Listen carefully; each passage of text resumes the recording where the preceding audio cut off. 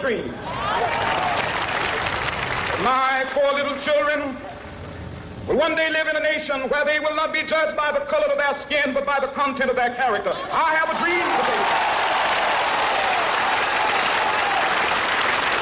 I have a dream that one day, down in Alabama, with its vicious racists, with its governor having his lips dripping with the words of interposition and nullification, one day right there in Alabama, little black boys and black girls will be able to join hands with little white boys and white girls as sisters and brothers. I have a dream today.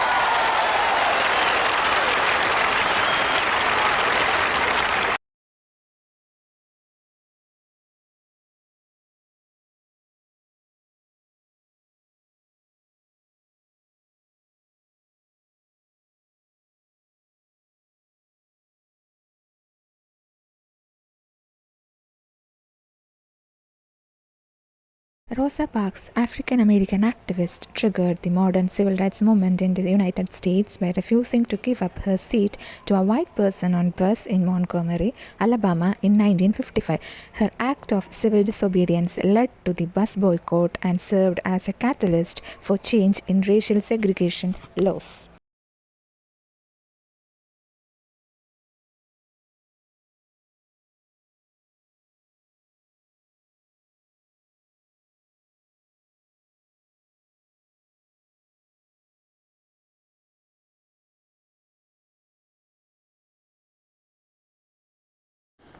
On December 1st, 1955, Rosa Parks refused to move, and this transformed a million lives.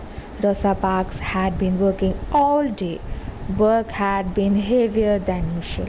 At the end of the day, there was only one thought in her mind. She wanted to sit down, but it was getting late and everybody was going home.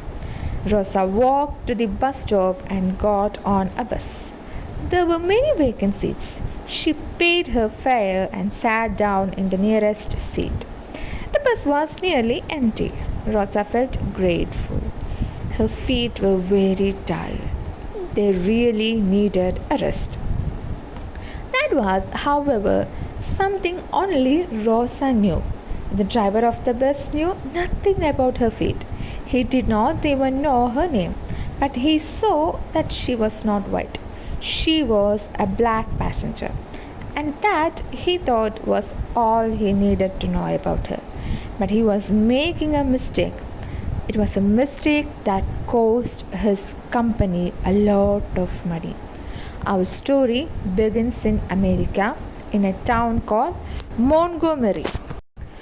Rosa was an ordinary woman with a job in a dressmaker's shop. The day was an ordinary working day. It was the first day of December in the year 1955. Rosa had a loving family. She envied nobody.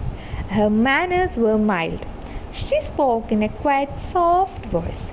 She always obeyed the laws of the country and broke no rules. But in those days, not all laws and rules were fair. That day, when Rosa sat in that seat on that bus, she had not thought of breaking any rule. It happened before the bus started. When the warning bell rang, passengers rushed in. Many of them were white Americans. Each time a white passenger climbed into the bus, a black passenger got up from a seat and moved away. The rule was simple and clear. Black passengers had to give up their seats when white passengers came in. They had to get off the bus and go round to the back door. They could then get on the bus again as standing passengers. That day, all the sitting black passengers gave up their seats except Rosa. She did not seem to notice what was happening. A white passenger stood at the door and looked at her. Still, she did not move. She sat still. It was time for the bus to leave. But how could the driver start?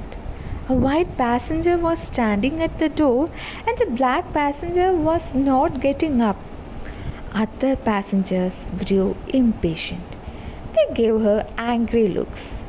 They muttered curses at her. Rosa neither spoke nor stirred. She sat still. She was thinking, why should I get up? I have paid the same as the white passenger had paid.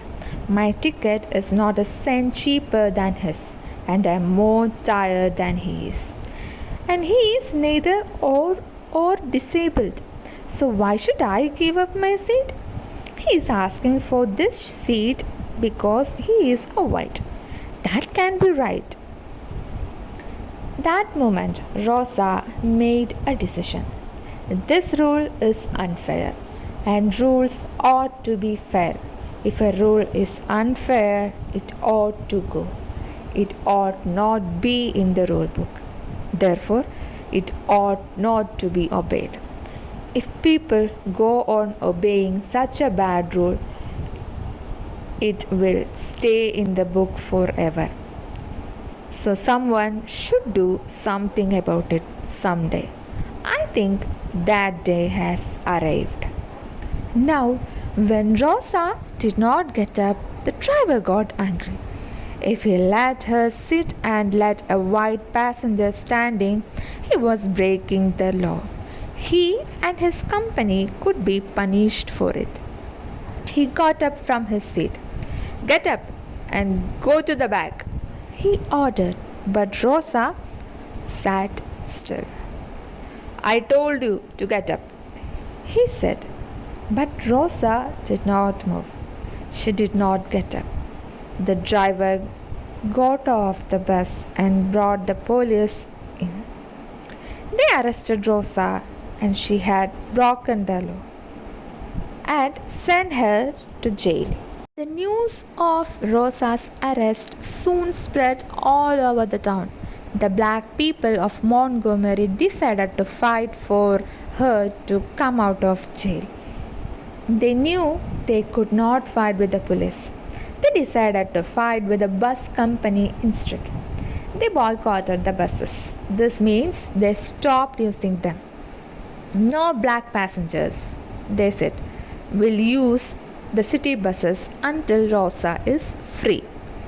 Instead, they went to work in private cars and shared the cost of taxis. The Montgomery bus boycott went on in this way for more than a year.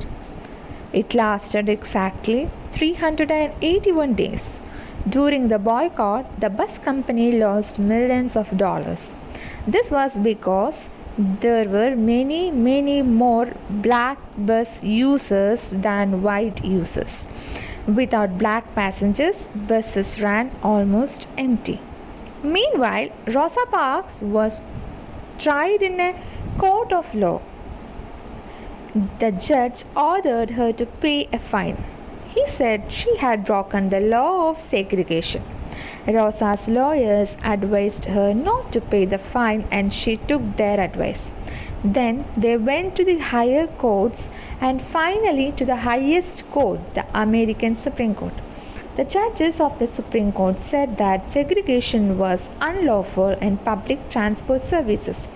They said it was against the law of the country.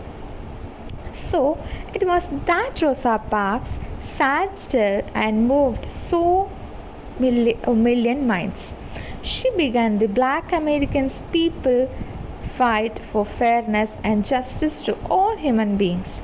Americans call her the mother of the Black civil rights movement. Civil rights are the rights of a country's citizens. Many years before Rosa Parks sat still in that bus, something else had happened in another country. A man called Mohandas Karamchand Gandhi sat still in a train in South Africa. He refused to get off. The white passengers threw him out. There are many other stories of his courage and of the courage others got from him to fight for their rights.